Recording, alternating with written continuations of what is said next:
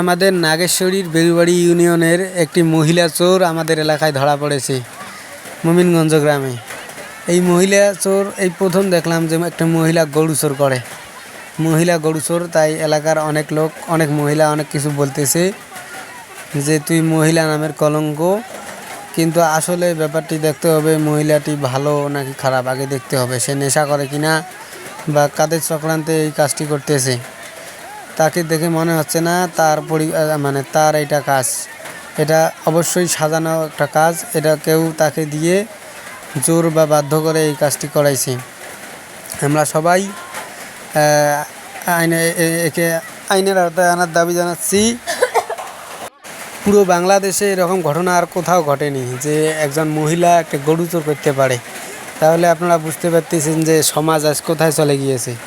মহিলা মানুষও চোর করতে নেমেছে। আমরা এতদিন শুনেছিলাম মহিলা মানুষ শুধু গহনাগাটি চুরি করে, কিন্তু আমাদের এলাকায় এই ফার্স্ট এই মহিলাটি গরু চুরি করায় সবাই আতঙ্কে মানে ভেস্তে গেছে যে এটা কিভাবে হইতে পারে। এটা হইতে পারে না, এটা কারো সাজানো গোছানো একটি চক্রান্ত বা এবং মেয়েটির কথাবার্তা শুনে বোঝা যাচ্ছে মেয়েটি মানসিকভাবে অসুস্থ।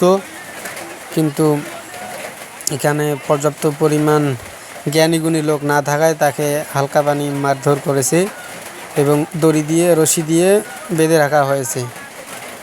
এবং আপনারা সবাই দেখতে পাচ্ছেন যে এই মহিলাটি, আমার মনে হচ্ছে যে এটা সে খুব প্রেশারে আছে, কেউ তাকে প্রেশারে ফেলাইছে, যার কারণে তিনি এই কাজটি করার জন্য বাধ্য হয়েছেন।